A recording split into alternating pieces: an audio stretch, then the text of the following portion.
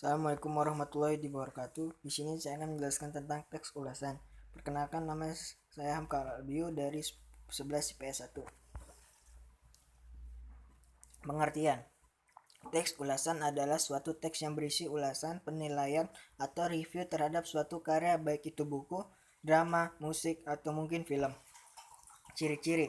1. Memiliki struktur yang terdiri atas orientasi, tafsiran, evaluasi, dan rangkuman. 2. Berisi informasi yang mengandung penonjolan terhadap unsur-unsur karya seni yang tengah diulas yang jelas berdasarkan pandangan atau opini penulis terhadap suatu karya. 3. Memberikan opini yang berdasarkan fakta dari yang ada di karya tersebut. 4. Bisa dikenal dengan istilah yang lain, yaitu resensi. Struktur.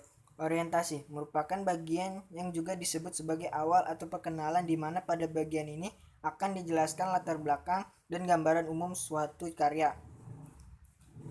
Tafsiran. Pada bagian tafsiran ini berisi gambaran umum secara detail. Evaluasi merupakan bagian yang berisi pandangan penulis tentang suatu karya, baik unggulan maupun kekurangan karya yang diulas. Rangkuman merupakan bagian yang berisi kesimpulan dari suatu karya yang diulas. Unsur kebahasaan. 1. Kata sifat sikap adalah kata yang berfungsi mendeskripsikan pelaku dalam penampilan fisik atau kepribadian. 2. Kata kerja, kata yang mengandung makna perbuatan atau aksi.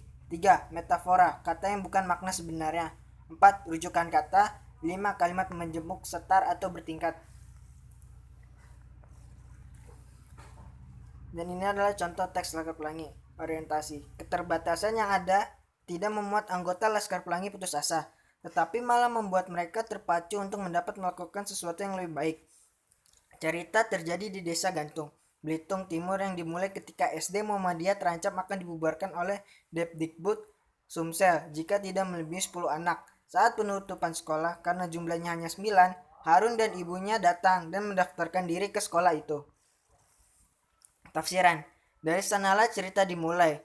Mereka Laskar Pelangi, nama yang diberikan Bu Muslimah akan kesenangan mereka terhadap pelangi, sempat mengharumkan nama sekolah dengan berbagai cara. Novel ini sangat bermanfaat bagi para remaja. Kelebihan novel ini antara lain berisi motivasi dan amanat-amanat yang dapat diambil dari kisah tersebut. Naskah Laskar Pelangi telah diadaptasi menjadi sebuah film berjudul sama dengan novelnya. Evaluasi. Anggota Laskar Pelangi mempunyai karakter dan bakat yang berbeda-beda. Ikal adalah tokoh aku dalam cerita ini.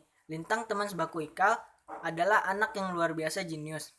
Sahara adalah satu-satunya gadis dalam anggota Laskar Pelangi yang memiliki sikap keras kepala dan berpendirian kuat yang sangat patuh kepada agama.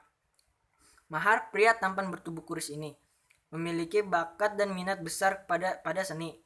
Akyong adalah keturunan Tionghoa dan pengikut sejati Mahar sejak kelas 1. Syahdan adalah anak nelayan yang dalam cerita ini tak pernah menonjol. Kucai adalah ketua kelas panjang generasi sekolah Laskar Pelangi. Borek adalah pria besar maniat otot. Harun adalah pria yang memiliki keterbelakangan mental.